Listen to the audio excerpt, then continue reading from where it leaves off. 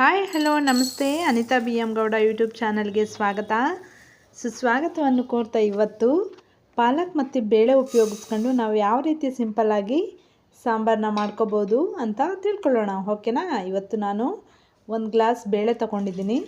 ಬೇಳೆ ನೀಟಾಗಿ ತೊಳ್ಕೊಂಡು 2-3 ಸಲ ನೀಟಾಗಿ ತೊಳ್ಕೊಂಡು ಇವಾಗ ಅದಕ್ಕೆ ಆದಷ್ಟು ಸ್ವಲ್ಪ ನೀರು ಕಮ್ಮಿಯಾಗಿ ಹಾಕ್ಕೊಳ್ಳಿ, ಇಲ್ಲಾಂದರೆ ಮೇಲೆ ಕುಕ್ಕರ್ ಮೇಲೆ ವಿಷಲ್ ಮೇಲೆ ಬಂದುಬಿಡುತ್ತೆ.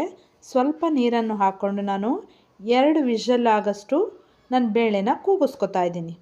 ಓಕೆನಾ. 2 ವಿಷಲ್ಲು ಸ್ವಲ್ಪ ಅರಿಶಿನ ಹಾಕ್ಬಿಟ್ಟು ಸ್ವಲ್ಪ ಅರ್ಧ ಗ್ಲಾಸಷ್ಟು ನೀರು ಹಾಕ್ಬಿಟ್ಟು ನಾನು 2 ವಿಷಲಷ್ಟು ಕೂಗಿಸ್ಕೊತಾ ಇದ್ದೀನಿ. ಮತ್ತು ನಾನು ತೊಳೆದು ಇಟ್ಕೊಂಡಿರುವಂತಹ ಪಾಲಕ್ ಸೊಪ್ಪನ್ನು ಅಲ್ಲಿ ಸೈಡಲ್ಲಿ ಇಟ್ಕೊಂಡಿದ್ದೀನಿ. ನೀವು ನೋಡ್ತಾ ಇದ್ದೀರಲ್ವ ಎಷ್ಟು ಚೆನ್ನಾಗಿದೆ. ಒಂದು ಕಟ್ಟು ತೊಗೊಂಡಿದ್ದೆ ನಾನು. ಪಾಲಕ್ ಸೊಪ್ಪು ಚೆನ್ನಾಗಿ ಫ್ರೆಶ್ ಆಗಿತ್ತು ಅಂತ ಹೇಳ್ಬಿಟ್ಟು ಇವಾಗ ನಾನು ಅದನ್ನು ನಿಧಾನವಾಗಿ 3 ಸಲ ತೊಳೆದು ಇಟ್ಕೊಂಡು ನೋಡಿ.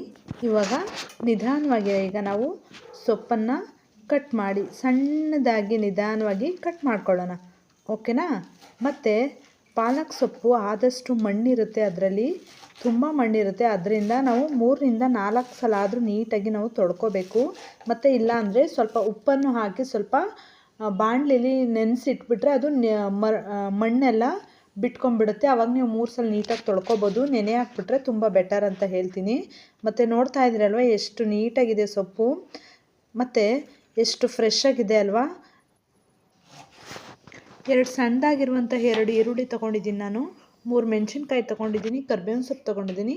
ಸ್ವಲ್ಪ ಒಂದು ನಿಂಬೆಹಣ್ಣಿನ ಗಾತ್ರದಷ್ಟು ನಾನು ಹುಣಸೆಹಣ್ಣು ತೊಗೊಂಡಿದ್ದೀನಿ. ಓಕೆನಾ. ಇಷ್ಟೇ ಇಂಗ್ರೀಡಿಯೆಂಟ್ಸು, ಸಿಂಪಲ್ ರೆಸಿಪಿ. ಓಕೆನಾ. ಎಲ್ಲರೂ ಈಸಿಯಾಗಿ ಮಾಡ್ಕೋಬೋದು. ಓಕೆನಾ. ಮತ್ತು ಇವಾಗ ಒಂದು ಬಾಣಲಿ ಇಟ್ಬಿಟ್ಟು ನಾನು ಕೊಬ್ಬರಿ ಎಣ್ಣೆ ಯೂಸ್ ಮಾಡ್ತಾರೆ. ಎಣ್ಣೆ ಬಂದುಬಿಟ್ಟು ಕೊಬ್ಬರಿ ಎಣ್ಣೆ ಸ್ವಲ್ಪ ಎತ್ಕೊಂಡ್ಬಿಟ್ಟಿತ್ತು, ಅದರಿಂದ ಆ ಥರ ಇತ್ತು ಅಷ್ಟೇ. ಎಣ್ಣೆ, ಸಾಸಿವೆ, ಜೀರಿಗೆ ಮತ್ತು ಹಸಿರು ಮೆಣಸಿನ್ಕಾಯಿ ಸ್ವಲ್ಪ ಅದು ಬೆಂದ ಮೇಲೆ ಸ್ವಲ್ಪ ಈರುಳ್ಳಿ ಹಾಕಿ ನಾವು ನಿಧಾನವಾಗಿ ಫ್ರೈ ಮಾಡೋಣ. ಓಕೆನಾ. ಸ್ವಲ್ಪ ಇವಾಗ ಕರ್ಬೇವಿನ ಸೊಪ್ಪು ಡೈರೆಕ್ಟ್ ನಾವು ಎಣ್ಣೆಗೆ ಹಾಕೋದ್ರಿಂದ ಅದು ಮುಖಕ್ಕೆ ಸಿಡಿದ್ಬಿಡುತ್ತೆ. ಅದಕ್ಕೋಸ್ಕರ ನಾನು ಈರುಳ್ಳಿ ಹಾಕಾದ್ಮೇಲೆ ಕರ್ಬೇವಿನ ಸೊಪ್ಪು ಹಾಕಿ ನಾನು ಬಾಡಿಸ್ತಾ ಇದ್ದೀನಿ. ಮತ್ತು ಈಗ ಉಳಿದಿರುವಂತಹ ಪಾಲಕ್ ಸೊಪ್ಪನ್ನು ಎಲ್ಲನೂ ನಾವು ಹಾಕಿ ಇವಾಗ ಅದು ಸಾಫ್ಟ್ ಆಗೋ ತನಕ ನಿಧಾನವಾಗಿ ಇವಾಗ ಕೈ ಆಡಿಸ್ಬೇಕು.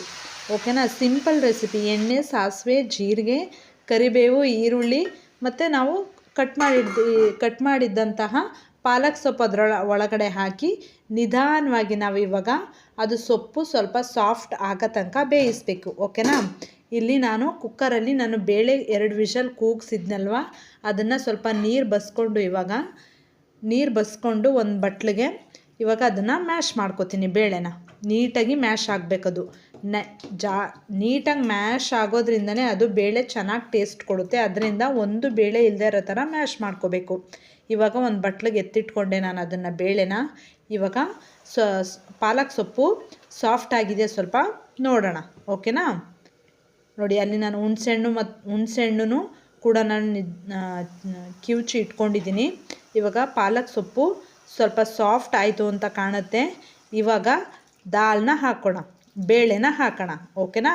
ನೋಡಿ ಬೇಳೆ ಆ ಥರ ನೀಟಾಗಿ ಬೆಂದೋಗಿರಬೇಕು. ಈಗ ಅದಕ್ಕೆ ಸ್ವಲ್ಪ ಹುಣಸೆ ರಸ ಸೇರಿಸಿ ಈಗ ನಾವು ಸ್ವಲ್ಪ ಉಪ್ಪನ್ನು ಸೇರಿಸೋಣ. ಓಕೆನಾ. ಸ್ವಲ್ಪ ಅರಿಶಿನ ಹಾಕಿದೆ ನಾನು, ಅದು ಮಿಸ್ ಆಗಿಬಿಟ್ಟಿದೆ ವಿಡಿಯೋ. ಓಕೆನಾ. ಅರಿಶಿನ, ಸ್ವಲ್ಪ ಧನಿಯಾ ಪೌಡರು ಮತ್ತು ನಾವು ಮನೆಗಳಲ್ಲಿ ಮಾಡ್ಕೊಂಡು ಇಟ್ಕೊಂಡಿರ್ತೀವಲ್ಲ, ನಮ್ಮ ಊರುಗಳ ಸೈಡಲ್ಲೆಲ್ಲ ನಾವು ಖಾರದ ಪುಡಿ ಅಂತ ಮಾಡಿಸಿ ಇಟ್ಕೊಂಡಿರ್ತೀವಿ. ಅದನ್ನು 1 ಸ್ಪೂನ್ ಕೂಡ ನಾನು ಹಾಕ್ತಾಯಿದ್ದೀನಿ. ಖಾರದ ಪುಡಿ ನಾವು 1 ವರ್ಷಕ್ಕಾಗಷ್ಟು ರುಬ್ಬಿ ಇಡ್ಸ್ಕೊಬಿಟ್ಟಿರ್ತೀವಿ. ಆ ಖಾರದ ಪುಡಿನ ಸ್ವಲ್ಪ ನಾವು ಇವಾಗ ಸ್ವಲ್ಪ ಜಾಸ್ತಿ ಉರಿ ಕೊಟ್ಬಿಟ್ಟು ನಿಧಾನವಾಗಿ ಈಗ ನಾವು ತಿರುಗೋಣ. ಅದು ಚೆನ್ನಾಗಿ ಬೇಳೆ, ಹುಣಸೆಹಣ್ಣು, ನಾವು ಹಾಕಿರುವಂತಹ ಉಪ್ಪು, ಖಾರದ ಪುಡಿ ಎಲ್ಲ ನಿಧಾನವಾಗಿ ಅದು ಇಡ್ಕೋಬೇಕು. ಆ ಥರ ನಾವು ಕಲಿಸಾದ್ಮೇಲೆ ಸ್ವಲ್ಪ ಹೊತ್ತು ನಾವು ಚೆನ್ನಾಗಿ ಬೇಯಿಸಿದ್ರೆ ನೋಡಿ ಎಷ್ಟು ಚೆನ್ನಾಗಿ ತಿಕ್ಕಾಗಿ ಬಂದಿದೆ ಅಲ್ವಾ ಪಾಲಕ್ ಸೊಪ್ಪಿನ ಸಾಂಬಾರು. ತುಂಬ ಕೇವಲ 5-10 ನಿಮಿಷದಲ್ಲೇ ಈಸಿ ರೆಸಿಪಿ ಮಾಡ್ಕೋಬೋದು ನಾವು. ತುಂಬ ಈಸಿಯಾಗಿರುತ್ತೆ. ನೀವು ಟ್ರೈ ಮಾಡಿ ಒಂದು ಸಲ ಅಂತ ಹೇಳ್ತಾ ಥ್ಯಾಂಕ್ ಯು. Bye bye.